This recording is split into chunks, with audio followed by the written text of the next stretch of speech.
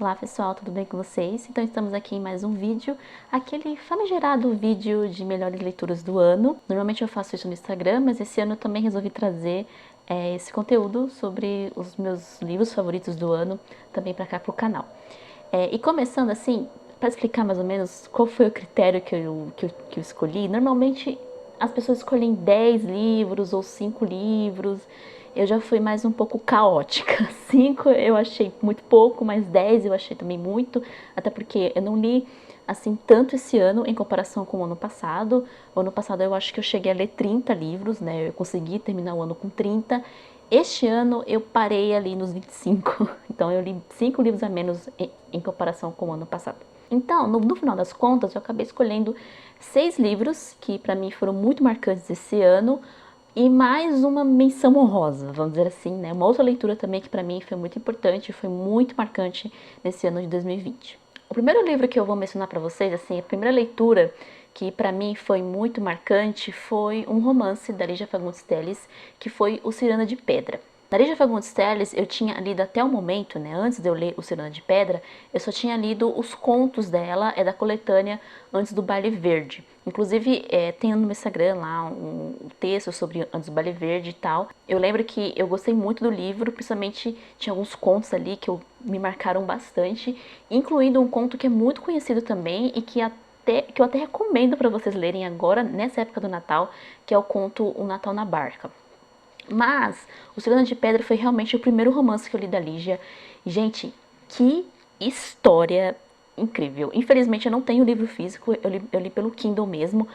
Mas assim, foi um livro que eu não sei nem explicar pra vocês o quanto essa história me surpreendeu. Vai contar a história de uma jovem chamada Virgínia. E essa jovem, ela faz parte ali de uma família um tanto estranha, um tanto desestruturada. Então, aquela família assim cheia de problemas, e ela tenta ali se encaixar nessa família, tanto na família da mãe quanto na família do pai, já que os pais são separados, né? Só que essa família dela esconde muitos segredos, muitas intrigas, principalmente em relação a ela. E ela em nenhum momento consegue se encaixar, ela tenta se encaixar nessas duas famílias, mas ela não consegue, por isso o nome é Ciranda de Pedra. Mas a Lídia, ela lida ali com muitos temas tanto espinhosos no livro, né? Alguns problemas familiares, problemas de relacionamento, de convivência que mexe ali bem no fundo de você mesma nisso. Para pra pensar, falava, caramba, é possível que uma pessoa passe por tudo isso, né? E sim, é possível. Só que a escrita da Lígia é tão gostoso de ler, tão bonita, sabe? É tão poética em vários momentos, que realmente o romance, ele te arrebata, ele te intriga e você não consegue parar de ler até chegar ao final. E, gente, que final desse livro! Olha, assim, não é um final, assim, oh meu Deus, um plot twist, uma reviravolta. Até tem uma reviravolta. Eu penso nessa reviravolta até hoje, já faz uns meses aí que eu li. Mas olha, novelão. Inclusive foi adaptado pela Rede Globo como novela, acho que já 2 vezes, né? Mas eu recomendo muito. Deixa a novela pra lá e leia o livro da Lígia. A minha próxima leitura de 2020, que também foi maravilhosa, foi um autor que eu conheci esse ano. Inclusive esse ano eu conheci 2 autores, eu já comentei sobre os 2 aqui no canal. Mas esse livro, infelizmente, eu não fiz vídeo aqui pro canal, porque eu li antes de criar o canal, então não tem vídeo. Mas tem post lá no meu Instagram, tá? Que foi O Longe deste Insensato Mundo, do Thomas Hardy. O Thomas Hardy me conquistou muito pela escrita dele, né? Mais um autor que, assim como a Lígia, né? Que eu me apaixonei pela forma como ele descreve a vida no campo, como ele descreve a natureza, como ele cria os personagens aqui de Longe deste Insensato Mundo, né? A forma muito arquitetônica, vamos dizer assim, em que ele constrói a narrativa e constrói os personagens. E nesse livro, gente, tem um personagem aqui que eu me apaixonei desde a primeira cena dele, que é o Gabriel Wook, né, que é o mocinho da história, né, que é o rapaz aqui, o jovem fazendeiro, que vai acabar se apaixonando pela herdeira, que é a Bathsheba Everdeen. A Bathsheba Everdeen é uma personagem feminina muito interessante. Eu queria dar uns tapas nela, eu admito pra vocês. Tinha hora nesse livro que eu tinha vontade de dar uns, sabe, mas enfim, parei. Mas é uma personagem que cresce muito também no romance, é uma personagem que amadurece muito e o Thomas Hardy faz isso de uma forma muito, muito incrível com a sua escrita, com as suas descrições. É um livro que talvez não vai agradar todo mundo, porque realmente é um livro às vezes que pode ser um pouco parado pela narrativa, pela vida no campo na Inglaterra. Então você se sente aqui presente nessa vida no campo, essa coisa meio bucólica, sabe? Então, pode ser que algumas pessoas, como algumas amigas minhas que leram junto comigo, não gostaram tanto, né? Por conta dessas descrições muito longas. Mas eu não me importo, realmente, eu acho que eu gosto pra caramba, então pra mim não tem problema nenhum. Mas eu recomendo muito, muito mesmo o Longe deste Insensato Mundo. Tem uma história de amor aqui muito bonita. Tem um pouco, assim, de reviravolta, algumas coisas surpreendentes. E tem um mocinho, assim, mais doce. Um dos mais doces. Porque tem um outro mocinho também, de um outro livro, que eu já vou comentar com vocês, que também eu me apaixonei muito por ele. Mas, por enquanto, fica aqui a dica do livro do Thomas Hardy. Bom, o próximo livro que eu vou comentar com vocês, que foi também uma das minhas melhores leituras do ano. Esse livro eu já fiz vídeo pro canal, tem aqui, e eu consegui fazer, que é o A Tale of Two Cities, do Charles Dickens. Foi o único livro do Charles Dickens que eu li esse ano, se não me engano, tirando a minha releitura de Grandes Esperanças, né, que eu fiz no começo do ano, mas o Grandes Esperanças eu já tinha lido, então eu só reli mesmo.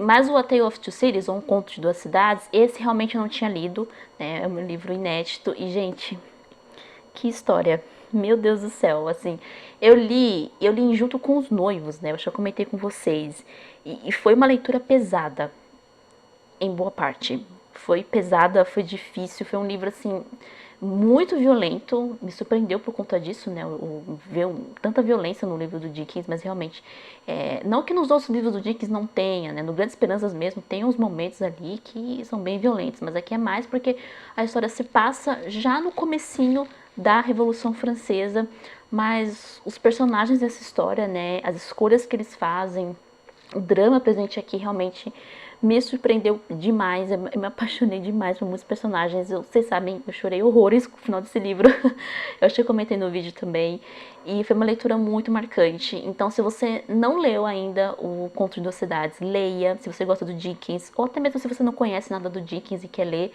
eu recomendo você começar por esse livro, até porque é um livro muito diferente de todos os outros livros que o Dickens já escreveu. Então, se você só conhece o Dickens do Conto de Natal, ou então, né, ou do Oliver Twist, pode ser que esse livro aqui surpreenda e mostre um outro lado do Dickens, né, um lado até um pouco mais sério. É um livro que nem tem muito humor, não tem muitas piadas nem nada, mas é uma história que, olha, surpreende, principalmente o final. O final desse livro vale, assim, qualquer raiva que você passou enquanto estava lendo, eu recomendo muito.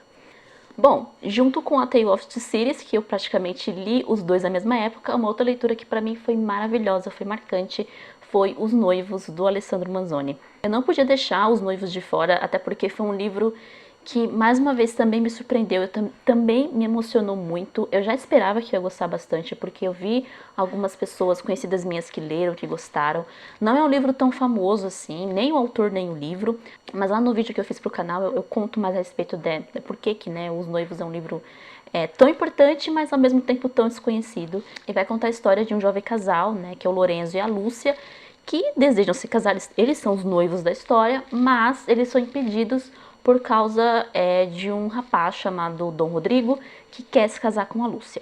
Mas a história não é só isso, a história se passa num momento assim bem conturbado da Itália, então a Itália praticamente estava se formando ainda, né, o país estava sob domínio dos espanhóis, tem um período de peste aqui que acontece na história, enfim, muitas reviravoltas e muito também sobre a questão da providência divina. Então acho que para mim Os Noivos realmente me marcou esse ano de 2020, não só porque é uma história que se passa durante um período de pandemia, né, de peste, etc., mas muito pela questão da providência, né, de você se deixar entregar nas mãos de Deus. Então, não importa o quão ruim a situação estava para esses personagens, né, principalmente a Lúcia, o Renzo também, mas a Lúcia principalmente, né, um personagem que tem essa confiança em Deus, então eu achei maravilhoso. E devo mencionar também o Padre Cristoforo, que é outro personagem que eu aprendi bastante sobre confiar em Deus, né, sobre aceitar às vezes as coisas que acontecem com você, sem reclamar, sem murmurar, e dar sua vida pelo próximo, dar sua vida por outra pessoa, né, pelo bem de outra pessoa. Eu diria, vou até ser um pouco mais ousada e falar assim, olha, se você está sem esperança, sem fé em Deus, leia Os Noivos. Eu acho que é um livro que vai te restaurar um pouco a fé, o amor, a esperança, principalmente a esperança do Nosso Senhor. O próximo livro é um livro que eu terminei já faz pouquíssimo tempo, só que eu não consegui ainda nem fazer o post no Instagram e nem trazer ainda pro canal, mas ele vai aparecer aqui em breve, né, tenham calma, que é o Esposas e Filhas, da Elizabeth Gaskell. Foi um dos últimos livros que eu li em conjunto com algumas amigas, né, foi a nossa penúltima leitura do ano, e gente, que livro incrível! Eu já tinha lido o Norte e Sul, da Gaskell, inclusive eu reli no ano passado, adorei, amei Norte e Sul, a série da BBC também. E eu tinha lido também, pouco antes, o Cranford, né, que inclusive eu trouxe vídeo pro canal, que eu também adorei. E o Esposas e Filhas tem o mesmo estilo do Cranford, ou seja, o título original é Wives and Daughters, é An Everyday Story, e vai contar aí a história de uma jovem chamada Molly Gibson, né, que é órfã de mãe, e aí vê a sua vida mudar, né, quando ela tem contato com a família Ramilly, que mora ali perto das redondezas onde ela mora, e quando seu pai resolve se casar novamente, e nesse casamento ele traz não só uma madraça, mas também traz uma filha, que tem ali praticamente quase a mesma idade da Molly. Só que o livro, assim, além de ter uma história cheia de reviravoltas, né, histórias familiares, que eu amo histórias de família, por isso que eu coloquei também o Cidadão de Pedra aqui, então Cidadão de Pedra, Esposas e Filhos, então os dois têm algumas semelhanças nessa parte, né, de tratar da história de duas famílias, três, né, vamos dizer assim também, contando os Cumnors, mas esse livro tá aqui principalmente por causa de um personagem, que é o Roger Ramilly. O Roger Ramilly é praticamente o mocinho da história, né? Ele acaba se tornando o herói do livro. Mas, gente, o que eu posso falar do Roger Ramilly? Eu não queria falar tanto agora pra não acabar falando tudo o que eu vou falar no vídeo de Os Esposos e Filhas. Mas o Roger Ramilly, gente, eu juro pra vocês, é um dos personagens de ficção mais incríveis, mais maravilhosos, assim, personagens masculinos no caso, né, que eu já conheci, sério mesmo. É uma pena que é um personagem não tão badalado como o Mr. Thornton, né, claro, eu adoro o Mr. Thornton, mas o Roger, gente, ele é um homem assim, com um coração tão bondoso, um coração tão altruísta, é um homem que, sabe, é capaz de fazer tanto sacrifício pela sua família, pelo seu pai, pelo seu irmão, né? Ele faz tanto pelos Ramleys aqui que, cara, não tem como você não se apaixonar por ele, né? Realmente é um homem que, tudo bem, é um personagem de ficção, mas que se ele fosse um homem de verdade, não teria como você não admirar, você não respeitar um homem desse, sabe? Mas o Roger, gente, eu não posso falar muito, senão eu vou entregar mais spoiler pra vocês, mas enfim. Eu amei o Roger. Amei tanto quanto o Gabriel Roque, que eu conheci também esse ano do Longe deste Insensato Mundo. E é um personagem maravilhoso, maravilhoso. Valeu, assim, se fosse só a história do Roger aqui, eu já tava feliz, cara. Porque, olha, que personagem incrível. A Gaskell é maravilhosa em criar personagens masculinos também tão bons, tão marcantes, sabe? Tão maravilhosos quanto as suas personagens femininas. Então fica aqui a dica também pra vocês lerem Esposas e Filhas. E por fim, esse livro eu já mencionei aqui 30 vezes nesse canal. Eu já falei dele tanto aqui, praticamente metade do ano só falando desse livro. E eu não podia deixar de mencionar que, claro, das minhas melhores leituras, eu posso dizer talvez a leitura do ano, foi o The Way We Live Now, do Anthony Trollope. Bom, esse calhamacinho aqui de quase 1000 páginas. Foi uma das leituras que me surpreendeu muito, porque foi um livro que eu li, gente, sem esperar grandes coisas, né? Eu não achava que eu gostar tanto, talvez. Eu li mais assim, porque eu sou louca.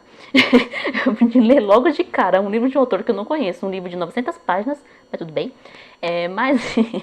Mas assim, eu não esperava que eu gostar tanto, que eu ia amar tanto essa história, né? Principalmente o Paul Montague. Agora você falou o nome dele, porque eu tava falando o nome dele errado no vídeo de The Way We Live Now, mas tudo bem. O Paul Montague também é outro personagem masculino, mocinho, que é um amor de pessoa, um pouco atrapalhado, isso é fato. Mas além do Paul Montague, toda a saga da família Carberry, toda a saga é dos Melmonts, enfim, a escrita do Trollope, o humor, né, a forma como o Trollope manipula a sua opinião, manipula também os personagens, as reviravoltas, as coisas surpreendentes que acontecem aqui. É um romance incrível. Eu ainda não tive a oportunidade de assistir a série da BBC. É um pouquinho difícil de encontrar, sabe? Essas séries da BBC mais antigas. Mas eu vou ver se eu assisto. E, gente, eu recomendo demais. Infelizmente é um livro que não tem em português. Então, se você quiser ler, você vai ter que treinar aí o seu inglês e ler. É um nível de inglês um pouquinho de intermediário para avançado, tá? Então, o Trollope não é tão difícil de ler como o Dickens, tá? Mas o Trollope, se você só tem o inglês básico, né, verbo to be, essa coisa toda, talvez se você pegar o The Will Live Now, você vai apanhar um pouquinho. Então estuda um pouquinho e aí você pega para ler o livro no inglês. Então fica aqui, né, a dica, né, o que não surpreende ninguém, né. E eu, inclusive, estou terminando de ler mais um Trollope, vai ser o Senhorita Mackenzie. Então, muito em breve, no começo do ano, eu já vou trazer mais um livro do Trollope aqui pro canal também.